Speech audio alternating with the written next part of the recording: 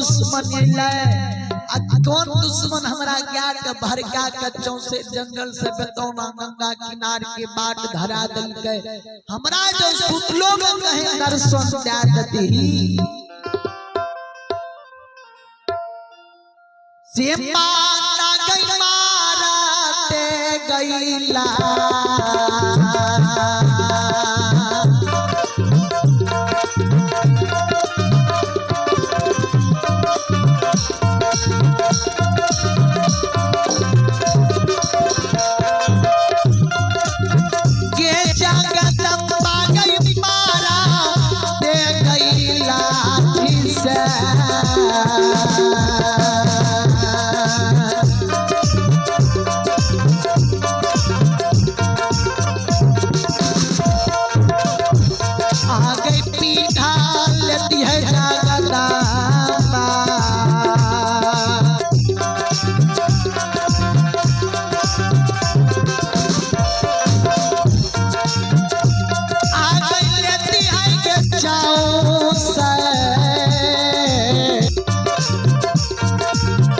बना के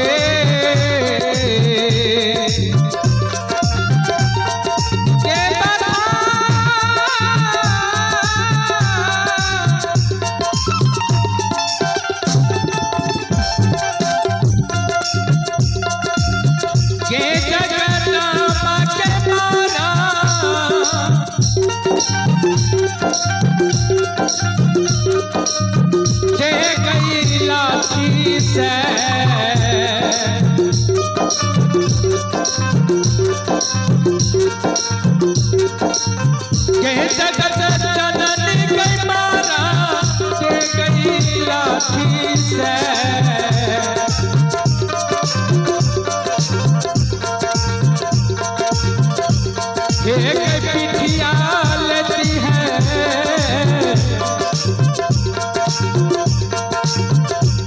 ये जगदम्बा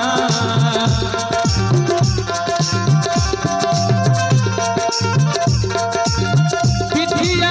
लेती है ये मैया हे गई तो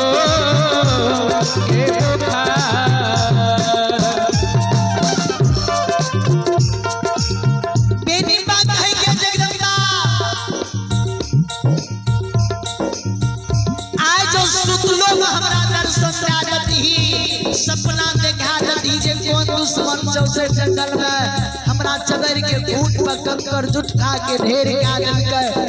मार लाठी से दुश्मन के हम लीलार के फेर देते हैं।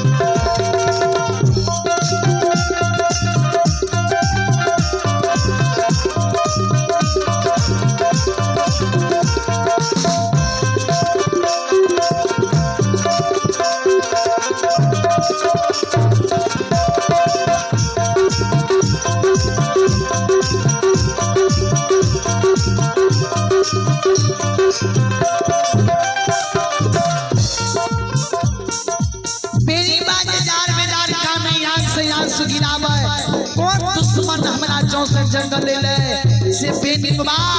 ओए 64 जंगल में चदर कपल के ऊंट के पकड़ के सोना रूपा के जंगल में छिरिया डल के कपल के बेनिकबा चपा के गधा पर डाल के एक हाथ में लाठी एक हाथ में पटकर अब बेनिकबा 64 जंगल से क्या किया तो न गंगा के पार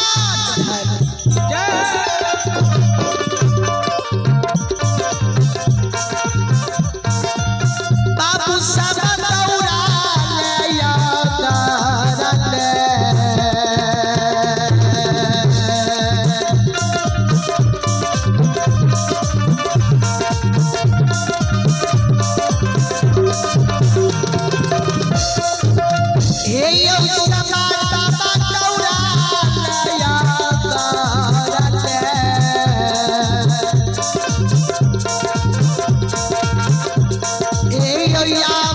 या दुबानसी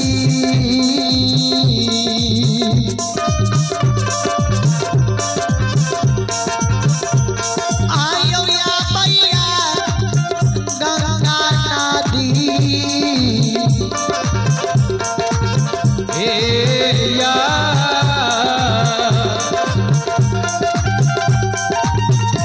हे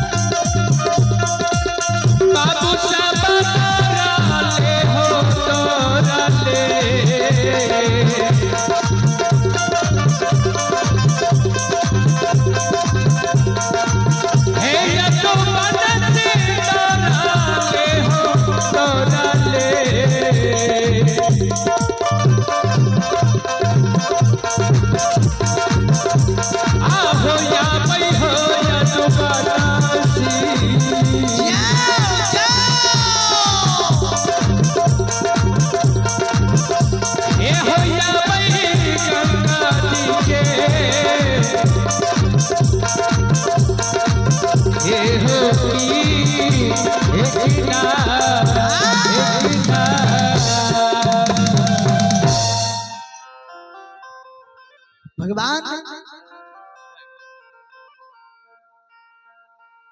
बिनी बाबा वही गंगा किनारा से 64 जंगल से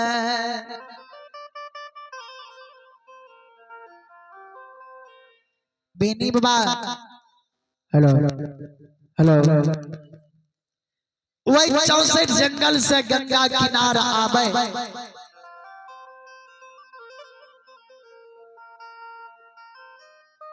जाब बेनी बाबा बतौना गंगा किनारा यही लई गंगा भिता पार यदु बंसी आइल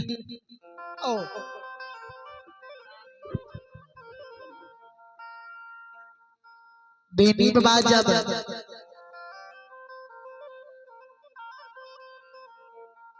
गंगा किनार ये ले गंगा किनार बतौना गंगा किनार के भीता पर बेनी